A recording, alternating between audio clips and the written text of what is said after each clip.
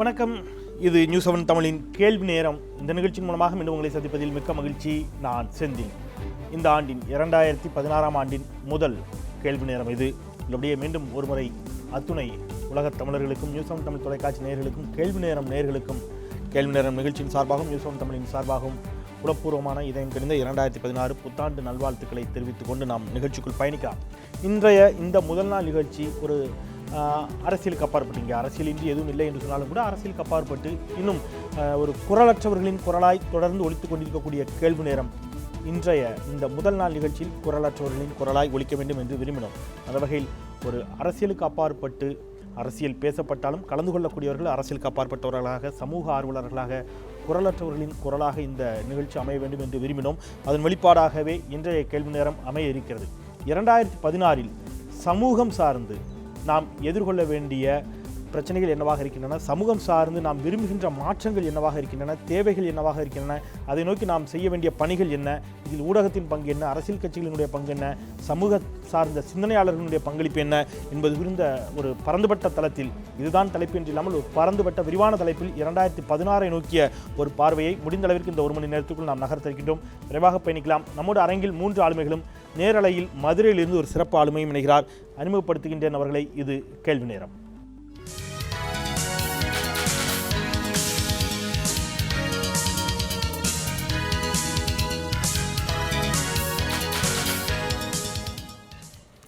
அரங்கில் நம்முடைய இணைகிறார் எழுத்தாளர், சமூக ஆர்வலர் திரு மதிமாறன் அவர்கள். வணக்கம், வரவேற்கிறேன். திருநங்கை மலாய்க்கா நம்முடைய இணைகிறார். வணக்கம், வரவேற்கிறேன். மற்றும் ஒரு சமூகம் சார்ந்த செயற்பாட்டாளர், டிசம்பர் 3 இயக்கத்தின் மூலமாக மாற்றுத்திறனாளிகளுக்காக இயங்கிக் கொண்டிருக்கக்கூடிய திரு தீபக் நம்முடைய இணைகிறார். வணக்கம், வரவேற்கிறேன். மதுரையிலிருந்து நம்முடைய அரசியல் திறனாய்வாளர், சமூக ஆர்வலர் திரு பெருமாள் மணிகண்டன் அவர்கள் நம்முடைய இணைகிறார். பெருமாள் மணி, உங்களையும் வணக்கம் தெரிவித்து வரவேற்கிறேன் நிகழ்ச்சிக்கு. உங்கள் அத்தனை பேருக்கும் மீண்டும் ஒரு முறை என்னுடைய புத்தாண்டு நல்வாழ்த்துக்களை தனிப்பட்ட முறையில் தெரிவித்துக் கொண்டு நான் நிகழ்ச்சிக்குள் பயணிக்கின்றேன். நான் தீபக் உங்களிடமிருந்து தொடங்கலாம் அப்படின்னு நினைக்கிறேன். மாற்றுத்திறனாளிகளுடைய நிலை குறித்து நம்ம நிறைய பேசியிருக்கிறோம். டிசம்பர் 3 சர்வதேச மாற்றுத்திறனாளிகள் தினம். கடந்த ஆண்டு இதே அரங்கில் மிக பிரமாண்டமாக பல்வேறு தரப்பட்ட மாற்றுத்திறனாளிகளையும் ஒருங்கிணைத்து நிகழ்ச்சிகளை அன்று ஒரு நாள் முழுவதும் நியூஸ் 7 தமிழ் தொலைக்காட்சி நடத்தியது உங்களுக்கு நினைவு இருக்கும். கிட்டத்தட்ட ஒரு வாரம் முழுவதும் கூட அதை நிகழ்த்தினோம். இந்த ஆண்டு கனத்த மழையினால், மழை வெள்ள பாதிப்புகளால் அதை ஒருங்கிணைக்க முடியாமல் போச்சு. இந்த 2016ஆம் ஆண்டு என்னவாக இருக்க வேண்டும்? மாற்றுத்திறனாளிகள் சந்திக்கக்கூடிய பிரச்சனைகள் 2016லாவது இந்த மாதிரியான சில அடிப்படை பிரச்சனைகளுக்கு முதல்ல எங்களுக்கு தீர்வு வேணும் அப்படின்னு நீங்கள் நினைக்கக்கூடிய விஷயங்கள் என்ன? ஒரு முக்கியமான மாற்றம் மாற்றுத்திறனாளிகளுடைய வாழ்க்கையில் வரணும் அப்படின்னா நான் 2 முக்கியமான விடயங்கள் எதிர்பார்க்குறேன். ஒன்று கிட்டத்தட்ட சுதந்திரத்துக்கு முன்னாடியிலிருந்து இப்போ வரைக்கும் ஒரு சமூகத்தினுடைய அடிப்படை உரிமை சுரண்டப்பட்டு கொண்டு வந்துட்டுருக்குன்னா அது பேச முடியாத, காது கேட்க முடியாத மாற்றுத்திறனாளிகளுடைய உரிமைகள் தான் இன்றைக்கும் அவங்களோட அடிப்படை உரிமைன்னு சொல்கிறேன். இப்போ ரைட் டு இன்ஃபர்மேஷன் அப்படின்னா தகவல் அறியும் உரிமை சட்டம்ன்றது மற்றவர்களுக்கெல்லாம் எவ்வளவு அடிப்படைன்னு சொல்கிறோமோ, சாதாரண ஊடகங்களாக இருந்தாலும் சரி, தொலைக்காட்சிகளாக இருந்தாலும் சரி, அரசு விழாக்களாக இருந்தாலும் சரி, மார்கழி திருவிழாவாக இருந்தாலும் சரி, எந்த ஒரு தகவலுமே அந்த அந்த அந்த சமூகத்துக்கு போய் கேட்க முடியாது. இப்போ நீங்களோ நானோ தொலைக்காட்சியை சத்தம் இல்லாமல் வச்சுட்டு எவ்வளோ நேரம் நம்மளால் பார்க்க முடியும்? ஒரு சமூகம் தொடர்ச்சியாகவே இப்படி வாழ்ந்துட்டு இருக்கிறாங்க அப்படின்னும் பொழுது அதற்குண்டான செய்கை மொழியை கண்டிப்பாக, செய்கை மொழியை சைன் லாங்குவேஜை ஒரு ரைட் டு சைன் லாங்குவேஜாக, ஒரு ரைட் டு இன்ஃபர்மேஷனாக பார்க்கக்கூடிய ஒரு பார்வை மாறணும். ஒன்று.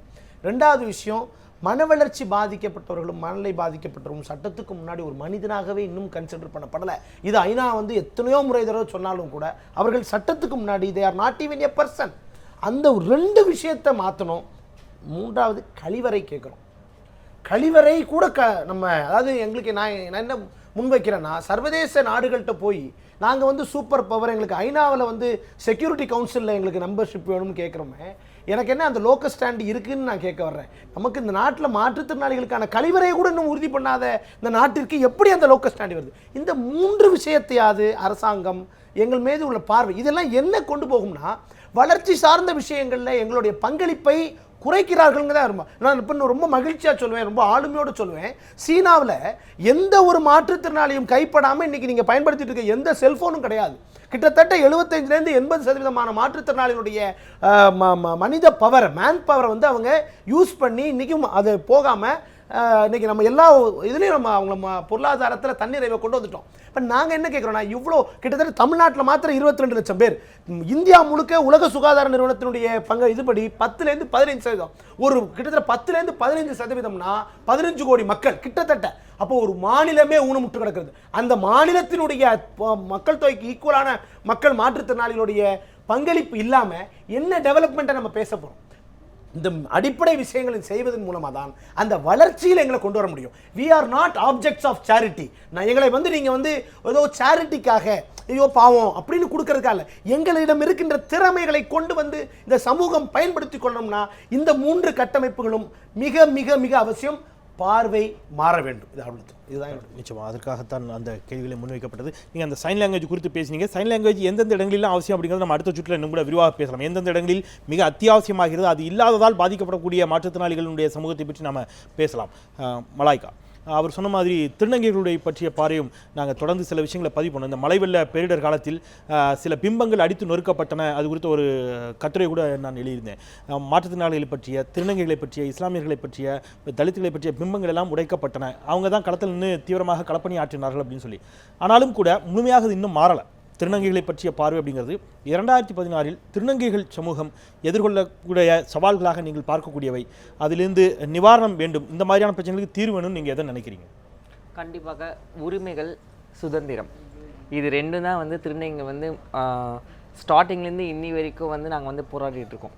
இந்த உரிமை சொல்லிட்டாவே கண்டிப்பாக 3ஆம் பாலினம் இதை யோசிக்கவே கூடாது. ஏன்னா நாங்கள் புதுசாக கேட்கல, இது வரைக்கும் வாழ்ந்துட்டுருக்கோம். இதுக்கு முன்னாடி காலத்துலேருந்து இன்னி வரைக்கும் 3ஆம் பாலினம் திருநங்கை வாழ்ந்துட்டு இருக்காங்க.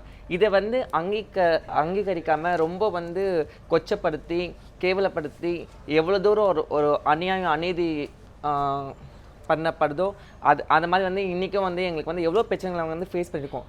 பட் ஆனால் இன்றைக்கி இருக்கிற மீடியா ஹெல்ப்லையோ இல்லை எவ்வளோ சோஷியல் மீடியா ஒர்க்ஸ் பண்ணதால் இன்றைக்கி எங்களோட பார்வை, எங்கள் மேலே இருக்கிற பார்வைகள் கொஞ்சம் கொஞ்சமாக நகர்த்தப்படுது. அது இன்னும் முழுமை அடையணும். ஸோ முழுமை அடைஞ்சால் எங்களோட கெப்பாசிட்டி எங்களுக்குள்ளே இருக்க திறமைகள் வெளியே வரும். அதுக்கு கவர்மெண்ட் மட்டும் இல்லாமல் ப்ரைவேட் செக்டரும் முன் எங்களை வேலைவாய்ப்புகளில் பயன்படுத்திக் கொள்ளுங்க. திருநங்கைகளை வேலைவாய்ப்புகளில் இப்போ நீங்க பாத்தீங்கன்னா இப்போ நார்த்ல எங்க மாதிரி ஆளுங்களை ஒரு திருநங்கைகளை பிரின்சிபலா இருக்காங்க. இப்போ ஒரு எஸ்ஐயா இப்போ ஆயிருக்காங்க. ஸோ இந்த மாதிரி இதுக்கு முன்னாடி எவ்வளோ பேர் புதஞ்சிட்டாங்க. இந்த மாதிரி நிறைய திறமைகள் இருந்து வெளிக்கொண்டு வராம மறைஞ்சிட்டாங்க. ஸோ அந்த மாதிரி இருக்கக்கூடாது. ஏன் இன்றைக்கி இருக்க காலகட்டத்தில் நம்ம அமெரிக்காலேயோ இல்லை ஆஸ்திரேலியா எது நடந்தோ ஃப்ராக்ஷன் ஆஃப் செகண்டில் வாட்ஸ்அப்லேயோ இல்லை எதுலேயுமே உலகமே நம்ம கையில் வந்துடுது. ஸோ இன்றைக்கும் திருநங்கைங்க அப்படி இப்படி சொல்லிட்டு எந்த ஒரு கேலி பொருளாவோ எங்களை பார்க்காம எங்களோட உணர்வுக்கும் எங்களோட உணர்ச்சிகளுக்கும் அவங்க மதிப்பு கொடுத்து நாங்கள் என்ன சொல்கிறோன்னா, எங்களை வாழ விடுங்க, எங்களுக்கு வழி கொடுங்க. நாங்கள் உங்களோட வீட்லேயோ இல்லை அவங்களோட வீட்லேயோ இடம் கேட்கல, எங்களை வீட்டில் வாழ விட்டாலே போதும் சொல்லுவோம். எங்களுக்கான வேலைவாய்ப்பை கொடுங்கள், நாங்களும் ஒரு நாகரிகத்தோடும் கண்ணியத்தோடும் இன்னும் சொல்லணும்னா அந்த கௌரவமாக சொல்லுவாங்க, அந்த மாதிரி நாங்கள் நடப்போடுறோம் சமூகத்தில், எங்களுடைய பங்களிப்பை சமூகத்திற்கும் செய்கிறோம் அப்படிங்கிறீங்க நீங்கள். நிச்சயமாக மதிமாறன், அடிப்படையில் உங்களுடைய பார்வையில் சந்திக்க இருக்கக்கூடிய சவால்களாகவும் மாற வேண்டிய விஷயங்களாகவும் 2016 எப்படி இருக்கலாம் அப்படிங்கிறத எப்படி இருக்கும் அப்படிங்கிறதோடவும் 2015 மாதிரி அது இருக்கக்கூடாது. 2015 ஒரு நவீன இந்தியா அல்லது சுதந்திர இந்தியாவின் இருண்ட காலம்னு சொல்லலாம்.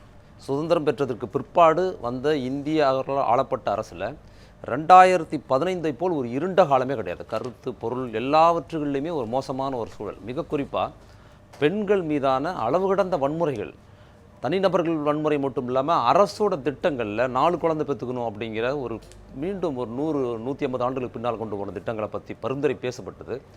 இஸ்லாமியர்களுக்கு எதிரான வன்முறை, அவர்களுக்கு எதிரான கருத்தியல், தலித் மக்களுக்கு எதிரான வன்முறை, அவர்களுக்கான கருத்தியல் அப்படிங்கிறது எனக்கு தெரிந்து இந்த நவீன இந்தியாவில் இவ்வளவு மோசமான ஆண்டாக 2015 போல் நான் எந்த ஆண்டுலையும் பார்த்ததில்லை. ஒன்று. இன்னொன்று, 2016 இப்படிலாம் இருக்கணும்னு இவங்க 2 பேரும் சொன்னாங்கல்ல, அதெல்லாம் விருப்பம், நம்ம விரும்புகிறோம். ஆனால் நம்ம விரும்புகிறது எல்லாமே நடந்துறதில்லை இல்லையா? 2015 கணக்கில் எடுத்துக்கிட்டு 2016 நம்ம அனுமானிச்சோம்னா அது 2015 விட மிக மோசமான ஒரு ஆண்டாக தான் இருக்கணும்னு ஒரு சமிக்கை தெரிவிக்குது எனக்கு. அது நம்ம விரும்புகிற மாதிரி இப்படிலாம் இருக்கணும்னு நம்ம எதிர்பார்க்குற ஒன்று. ஆனால் 2011 என்னெல்லாம் நடந்ததோ அதோட எக்ஸ்டென்ஷன் இன்னும் கூடுதலான வன்முறைகள் தலித் மக்களுக்கு எதிராக, இஸ்லாமியர்களுக்கு எதிராக, பெண்களுக்கு எதிராக நடக்கிறதுனா கூறுகள் தான் 2015 சொல்லியிருக்குது. ஆனால் 2016 ஒரு பேராபத்தை எதிர்கொள்கிற ஒரு சூழலில் நம்ம இருக்கிறோம். அதை எதிர்கொள்ளணும்னா நமக்கு சரியான அரசியல் தெளிவும் மக்கள் சார்பாக நின்று போராடுகிற மனோபாவமும் நமக்கு வேணும் 2016 நான் எதிர்பார்க்குறேன்.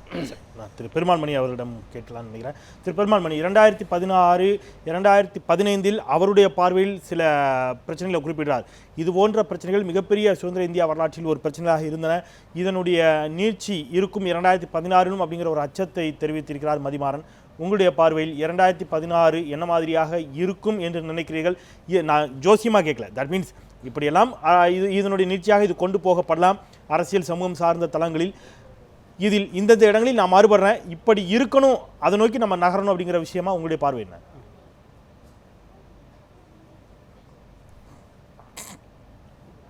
நாம் ஒரு நவீன இந்தியாவாக உருவாகிறோம். அப்படி நவீன இந்தியாவாக உருவாகுவதற்காகத்தான் நாம் ஒரு பார்லிமெண்ட்ரி டெமோக்ரஸி அப்படிங்கிற சிஸ்டத்தை நாம் கை கொண்டிருக்கிறோம். அப்படி கை கொண்டு இருக்கிற போது நண்பர் திரு மதிமாறன் அவர்கள் சொன்னதை போல இதுபோல் 2010 அவர் குறிப்பிட்டு சொல்லியதை போல சில சவால்கள் ஜனநாயகத்திற்கு வரக்கூடும். அதுபோன்ற சவால்களை நாம் தொடர்ந்து உரையாடல்களின் வாயிலாகவும் சமூக செயற்பாடுகளின் வாயிலாகவும் எதிர்கொள்வதன் மூலம்தான் ஒரு வலிமையான ஜனநாயகத்தை நாம் உருவாக்க முடியும். நான் ஒரு முக்கியமான இடத்தில் அவரோடு நெருக்கமாக உடன்படுகிறேன். மக்கள், பொதுமக்கள் அல்லது நடுத்தர வர்க்கம் என்று சொல்லக்கூடிய ஒரு மிகப்பெரிய கூட்டம் தங்களுடைய பொலிட்டிக்கல் சோசியலைசேஷன் பற்றிய அறிவை கொஞ்சம் வளர்த்து கொள்ள வேண்டும். தங்களுடைய அரசியல் செயல்பாடுகளை அல்லது தங்களை சுற்றி அரசியலில் என்ன நடக்கிறது என்பதை கொஞ்சம் உற்று கவனிக்க வேண்டும். இது மிக முக்கியமான காரணம், மிக முக்கியமான விஷயம். இரண்டாவதாக, பொதுவாகவே மக்களிடம் நேரு சொன்னதை போல ஒரு சயின்டிஃபிக் டெம்பர் உருவாக வேண்டும். எந்த ஒரு விஷயத்தையும் விஞ்ஞான பார்வை கொண்டு பார்க்கிற ஒரு பழக்கம் இந்தியா முழுமைக்குமே உருவாக வேண்டும். அப்படியாப்பட்ட ஒரு பழக்கத்தை தமிழகம் முன்னெடுத்து செல்வதற்கான சாத்திய கூறுகளோடு இருப்பதாகவே நான் கருதுகிறேன். என்னவென்றால், நாம் ஒரு நவீன பொருளாதாரத்திற்குள் வந்துவிட்டோம். இன்றைக்கு சென்னைக்கு நம் வள்ளுவன் சொன்னதை போல பொருளில்லாதவருக்கு இவ்வுலகில்லை என்பதை போல நாம் இயங்குகின்ற சூழலில் சில அடிப்படைவாத விவாதங்கள் எழுகிற பொழுது அதனுடைய மூலம் வரைக்கும் சென்று அது சரியா தவறா என்று பகுத்தாய்கிற ஒரு சயின்டிஃபிக் டெம்பரும் அதை சுற்றி இருக்கக்கூடிய அரசியலை புரிந்து கொள்ளக்கூடிய பரந்துபட்ட பார்வையும் வறுமையானால் உலக பொருளாதாரத்தில் இந்தியா முன்னோக்கி செல்ல முடியும்.